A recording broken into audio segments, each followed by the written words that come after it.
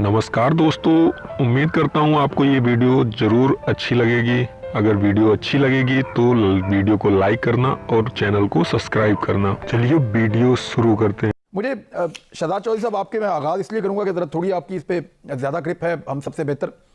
भारतीय फ़ौजें अफगानिस्तान में उतारी जाएंगी उस वक्त जब अमेरिकन यहाँ से इनखला कर रहे होंगे। ये भारतीय मीडिया रिपोर्ट कर रहा है, 2 दिन हो गए रिपोर्ट करते हुए उनको। वो ये कहते हैं हमारे वज़ीर ख़ारजा की अफगानिस्तान के वज़ीर ख़ारजा से बात हो गई है और हम भारतीय फ़ौजों को उतारेंगे अफगानिस्तान में और अमन अमल जो है वो हम मुकम्मल करके देंगे। दूसरा, अजीत डोभाल ने अनअनाउंस्ड विजिट किया है अचानक से अफगानिस्तान का, और मुलाकातें भी हो रही हैं, अफगान सदर से भी मिले हैं, बाकी लोगों से भी मिल रहे हैं। ये सारा कुछ इस वक्त अचानक ऐसे क्यों हो रहा है? ना तो चीन को अफगानिस्तान में हिंदुस्तान की मुदाखलत 1 मिनट के लिए बर्दाश्त होगी, न पाकिस्तान को बर्दाश्त है। और मेरा नहीं ख्याल कि ये किसी तरह भी ईरान के मुफाद में होगा कि एक अच्छी खासी फौजी कुव्वत उनके सरहदों के साथ साथ भी आकर बैठ जाए। क्योंकि जब आप फौज भेजते हैं तो मुल्क के एक हिस्से में नहीं जाती, उसको फिर अपना काम करने के लिए बहुत से इलाकों में अपने आप को इस्तेमाल करना पड़ता है। क्योंकि अफगानिस्तान में हिंदुस्तानी फौज का उतरना तालिबान के हाथों हिंदुस्तानी फौज के कत्लेआम से ज्यादा उसकी कोई हैसियत नहीं हो सकती। अफगानिस्तान के माहौल से, उनके जुग्राफिये से, उनकी तारीख से, उनकी हिकमत अमली से जो तालिबान की वहां पर है, उसमें भारतीय फौज एक सिपाहियों की बन जाएगी वहां पे हासिल कर सकती है। वहां से ना किसी किस्म की कामयाब सियासी, जी बिल्कुल बड़ी सख्त नाकामी का सामना होगा। लिहाजा वो ये फैसला अमलन कभी भी नहीं करेंगे हिंदुस्तानी भारतीय कि वहां अपनी फौजें भेजें। वो किसी बिल वास्ता शक्ल में असलहा देंगे, पैसा देंगे, मुदाखलतें करवाएंगे, लेकिन बराह रास्त अपनी फौज भेजना मेरा ख्याल है भारतीय हिकमत अमली का हिस्सा न थी और न है। जी, डोभाल अब क्या लेने गए हैं अफगानिस्तान में? नेशनल सिक्योरिटी एडवाइजर भारत के नरेंद्र मोदी के, और नरेंद्र मोदी को सारे मशवरे सिक्योरिटी के ऊपर देने वाले, और इस वक्त अफगानिस्तान का दौरा, और वो भी गैर एलानिया। जब पाकिस्तान ये इल्ज़ामात लगा रहा है और पाकिस्तान ये साबित कर रहा है दुनिया को कि अफगानिस्तान में से बैठ के भारत ने पाकिस्तान में दहशतगर्दियाँ करवाई हैं, एक मरतबा नहीं कई मरतबा करवाई हैं, पैसा खर्च करके मुख्तलिफ धड़ों को इकट्ठा किया है, पाकिस्तान के खिलाफ उनको इस्तेमाल करने की कोशिश की। जब पाकिस्तान बेनकाब कर रहा है और डायरेक्ट पाकिस्तान इल्ज़ामात लगा रहा है, उस वक्त अजीत डोभाल का वहाँ पर जाना और अनअनाउंस्ड जाना और भारतीय मीडिया का इस चीज़ को इस तरीके से उठाना, इसकी अहमियत क्या है? स्टेटमेंट्स क्यों आ रहे हैं? इसके पीछे क्या? देखिए, पहली बात तो ये कि अजीत डोभाल का जो असर-रसूख या भारत का असर-रसूख जो कि अफगानिस्तान में है, इसमें तो हमेशा कभी कोई शक नहीं रहा। कुलभूषण यादव का पकड़ा जाना बलूचिस्तान से, फिर उसके तल्लुकात वहाँ पे जो क्रिएट किए, नेक्सस क्रिएट किया, उज़ैर बलोच की बाय एक्सटेंशन उसके पास और उसके थ्रू मुलाकातें भी इस्टेब्लिश, फिर ईरान के साथ उज़ैर बलोच का ताल्लुक, ये कराची तक का जो है ना, चाबहार से लेके through Balochistan, all of Balochistan, Karachi तक का जो ये पूरे का पूरा एक्सेस है, ये एक्टिव था, और उसकी वजह, उसके पीछे ये पूरे का पूरा रोल था अजीत डोभाल का, इसकी सोच थी, एस्टैब्लिश्ड है। उसका वहाँ पे जाना, अफगानिस्तान का ताल्लुक होना भारत के साथ, ख़ास तौर पे अशरफ गनी साहब की हुकूमत का और उनके NDS का, ये बिल्कुल एक नोन चीज़ें हैं, और हम इस पे साल से लिखते जा रहे हैं। और जो वहाँ पे बैठ के वो पाकिस्तान पे एक दूसरा फ्रंट खोले बैठे हैं, ये भी बिल्कुल एक एस्टैब्लिश जगह है। और हमें पता है कि वेस्टर्न फ्रंट को उन्होंने एक्टिव रखा हुआ है, और वो इंडिया ने एक्टिव रखा हुआ है अफगानिस्तान की ज़मीन को इस्तेमाल करते हुए, और फिर उसके बाद किसी हद तक ईरान भी उसके अंदर मुलविस हो जाता है बदकिस्मती से, शायद उनका भी उतनी रेट अपने इलाके में नहीं है। तो एक तो ये बातें हो गई बाहर। देखिए, जहाँ दूसरा सवाल आपने रेज़ किया कि कहा जा रहा है कि उनकी फौजें अफगानिस्तान में आना चाहती हैं, मेरा ख्याल है कि इसमें कोई अगर वो लाना चाहते हैं तो ला सकते हैं। यानी ये तो फिर ऐसा है, देखिए पहले रूस ने कब्जा किया, सोवियत यूनियन ने, उनके साथ जो हुआ वो भी दुनिया के आगे है। फिर अमेरिका ने वहाँ पे अफवाज भेजी, वहाँ पे जाके इतना अरसा रहे, और अब जिस तरीके से वहाँ से जा रहे हैं ये भी इस्टेब्लिश्ड है। अगर भारत कोशिश करना चाहता है तो वो भी ज़रूर करे। बहुत अरसा पहले, कुछ साल पहले हमने ये एक डिस्कशन में ट्रैक 2 के लेवल पे इंडिया के साथ हमने ये पॉइंट रेज किया था। हमने कहा था कि भारत को चाहिए कि अपना रोल अदा करे बड़े मुल्क के तौर पे, और अफगानिस्तान में अफवाज अगर भेजना चाहता है, खासतौर पे जब अमेरिका के अफवाज का मतलब निकलने का सोच बात हो रही थी, गो के ये हमने वो तो आप उनको जाल बिछा दें पुट करवाने के लिए। तो कहने का मतलब ये है कि देखिए, कोई फौज वहां पे जब जाती है तो वो कोई उनके लिए इतना आसान नहीं होता। भारत मेरा हाल बहुत उस वक्त बहुत उन्होंने सख्ती के साथ इसको फाइट ऑफ किया कि ऐसा हम नहीं करेंगे, नहीं कर सकते वगैरह वगैरह। Obviously they understood our purpose जो हमने ये बात उनसे की थी। और देखिए बड़ी वाज़ेह चीज़ है कि कोई भी बाहर की फौज अफगानिस्तान में अपनी जगह नहीं बना सकती है। यही बुनियाद है वहाँ के झगड़े की। कोई और ये जो पाकिस्तान और अमेरिका के दरमियान में अफगानिस्तान पे जो बातचीत का अमल जारी है, उसकी बुनियादी जो वो है कि भारत को बता दिया जाए कि गंद ना करे वहाँ पे एनी मोर। हमारे इस तस्वीर के अंदर जो हम कोशिश कर रहे हैं, जो अमेरिका कोशिश कर रहा है, वहाँ पे गंद क्रिएट ना करे। लेकिन अशरफ गनी के पॉलिटिकल इंटरेस्ट से, और उसको वो पॉलिटिकल इंटरेस्ट भारत के साथ अपने कनेक्शन में भी नजर आते हैं, और भारत को साथ वो फिर वो खेल खेलता है मिलकर अशरफ गनी की जो हुकूमत है कि ताकि ये गंद रहे, अमेरिकी ना जा पाए और वहां पे उसकी हुकूमत किसी ना किसी तरीके से कायम करे। बड़े मसाइल हैं हिंदुस्तानी फौज के वहां आने से। एक तो ये है कि हिंदुस्तानी फौज को अपना श्रीलंका का जो उनका तजुर्बा है राजीव के दौर का, वो बड़ी तल्ख यादों के साथ उनके जहनों में जिंदा है। दूसरी बात, अभी लद्दाख में इतनी बुरी तरह हिंदुस्तानी फौज की साख खराब हुई है, वो भी उनको मालूम है। फिर उनका, हम कहते तो रहते हैं कि भारत एक बड़ा मुल्क है और वो दावा करते हैं कि 2 महाजों पे लड़ सकते हैं, लेकिन खुद कश्मीर में और दीगर मकामात में तिब्बत के साथ साथ डोकलाम तक उनकी फौज बड़ी मुश्किलात का शिकार है। लिहाजा एक और महाज पर जाना, और एक ऐसे महाज पर जाना जहां पर अमरीकी फौजें भी और नेटो की फौजें भी तालिबान के हाथों तंग आ चुकी हैं, तो वहां पर उनका दाखिल होना तकरीबन एक दिफाई खुदकुशी के बराबर है।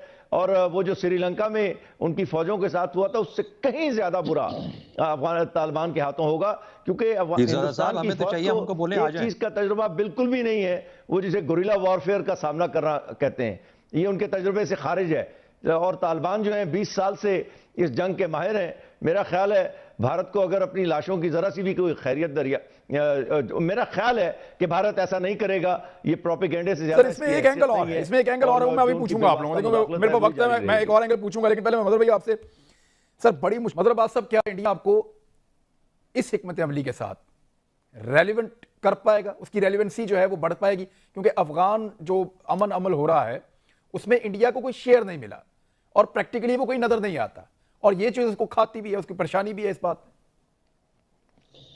देखिए इमरान, मोदी जो है वो डोनाल्ड ट्रंप प्लस है।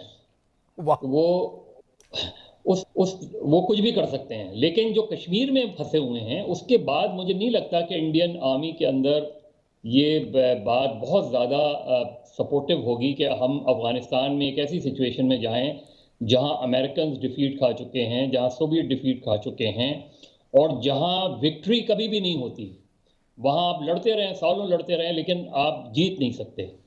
तो मेरा नहीं ख्याल कि इंडियंस इस स्टेज पे, जहां वो कश्मीर में ऑलरेडी उनकी 5 लाख के करीब फौज जो है इंगेज्ड है, चाइना के साथ उनकी ऑलरेडी प्रॉब्लम है, वो एक नया महाज खोलेंगे।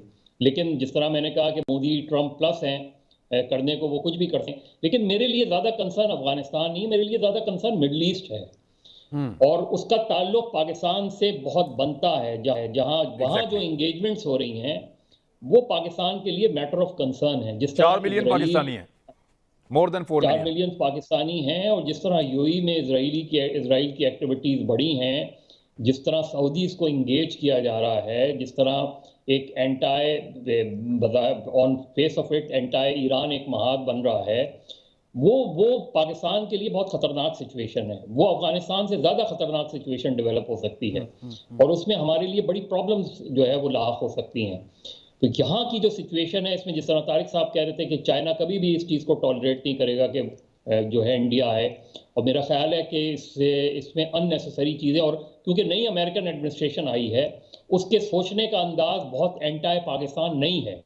अगर बहुत प्रो पाकिस्तान नहीं है तो बहुत एंटाई पाकिस्तान भी नहीं है, और पाकिस्तान की कंसर्न को वो जरूर कंसिडर करेंगे अगर ऐसी बात आती है। लेकिन सर उसकी कैबिनेट में 12 इंडियन नजात लोग हैं, ये पहली दफा हो रहा है अमेरिका में। हाँ वो होंगे, वो बिल्कुल होंगे, लेकिन जाहिर है अमेरिकन जो गवर्नमेंट्स बदलती हैं उसके अंदर जो चीज़ें तब्दील होती हैं, जो इंटरनेशनल इश्यूज हैं के मामलात हैं, जो वीज़ा भी पाकिस्तान मामलात हैं, जाहिर है इंडिया के साथ तो उनके ताल्लुकात ख़राब कभी भी नहीं होंगे, वो उनकी बेसिक पॉलिसी के ही खिलाफ है। लेकिन वो कोई बहुत बड़ा एडवेंचर करने के या अफगानिस्तान में किसी बड़े एडवेंचर को कभी भी सपोर्ट नहीं करेंगे कि जहाँ इस तरह की सिचुएशन डेवलप हो जाए। इसी तरह ये भी याद रखने की ज़रूरत है कि ये ओबामा ही था जिसके दौर में पाकिस्तान पर हमला हुआ था। लोगों ने तो उसे सिर्फ एबटाबाद का नाम दिया था, वो पाकिस्तान पर हमला था। और जिस तरह उस वक्त पाकिस्तान के और ये भी याद रखने की बात है कि ओबामा के दौर में जितनी ज्यादा इस्तेहकाम हिंदुस्तान और अमेरिका की स्ट्रेटेजिक रिलेशंस में तजवीज़ाती ताल्लुकात में आया, उससे पहले नहीं था। तो लिहाजा जरा सी गलती नहीं हमें करनी चाहिए सोचने में कि जो बाइडेन के दौर में हिंदुस्तान के साथ ताल्लुकात बड़ी तेजी के साथ वापस उस दौर की तरफ जा सकते हैं जो ओबामा के दौर में ये ताल्लुकात थे। ये बात याद रहने उसामा का मामला बहुत मुख्तलिफ है तारिक साहब। उसामा वाला अच्छा, मैं एक सवाल रख देता हूँ मैं शहजाद चौधरी साहब आप उसके बाद आप एनालिसिस दें। नहीं, वो तो एक मिसाल है, वो तो एक मिसाल है, बड़ी मिसाल है। मेरा सवाल एक मिनट, ये बिल क्लिंटन के जमाने का शुरू हुआ होगा, ये ओबामा ने स्टार्ट नहीं किया था। हम सब जानते हैं ये जो इंडिया का इनिशिएटिव है ये बिल क्लिंटन के जमाने का है, फिर जॉर्ज बुश ने किया, फिर उसके बाद ओबामा ने स्टार्ट किया था। अच्छा, अब शहजाद चौधरी साहब एक भारत के अंदर एक सोच ये है कि जब कभी अफगानिस्तान में अमन होगा तो फाइटर्स का एक बहुत बड़ा जत्था, एक बहुत बड़ा ग्रुप कश्मीरियों की मदद पे आमादा हो सकता है।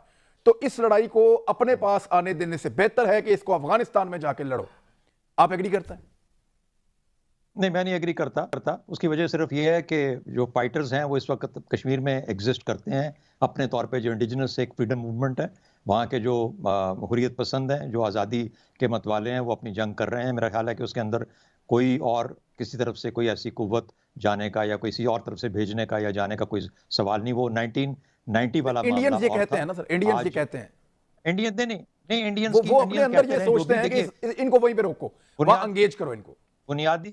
बुनियादी बात यह है कि इंडिया क्या 3 फ्रंट्स पे लड़ सकता है? यानी यहाँ पे वो लद्दाख में बैठा है, कश्मीर में बैठा है, उसने हमारा ईस्टर्न बॉर्डर एक्टिवेट किया हुआ है। उसके बाद उसका हर तरफ से वो 2 फ्रंट कहता है, 2 फ्रंट भी संभाल नहीं पा रहा। उनके आर्मी चीफ ने कल स्टेटमेंट दिया 2 फ्रंट पे, बिल्कुल ठीक है, वो उनके लिए बहुत परेशानी है। थर्ड फ्रंट भी परेशानी की बात है, वो थर्ड फ्रंट को किधर से खोलेगा? थर्ड फ्रंट भी उसके लिए मुश्किल है। देखिए, ये यहाँ पे अफगानिस्तान के अंदर एक जो है ना, जिसे कहते हैं कि सब नेशनल लेवल, ये जो ग्रुप्स का इस्तेमाल है, चाहे वो जहाँ पे तो जिसके पास ज्यादा असर रसूख है वो उन ग्रुप्स को इस्तेमाल करके बदकिस्मती से अमरीकी चले भी जाएंगे तो अफगानिस्तान में ये शोरश बरपा रहेगी और ये बाहर की एजेंसीज उनको इस्तेमाल करती रहेंगी। वो मवाद वहाँ अवेलेबल है। लेकिन मतलब तो खतरे वाली बात है वो यहाँ नहीं है, वो अफगानिस्तान में इंडिया के इन्फ्लुएंस के साथ वो कुछ होता हुआ नहीं देख रहे जो वो मिडिल ईस्ट में देख रहे हैं। मतलब भाई मैं चाहता हूँ आप इसको कंक्लूड कर दें।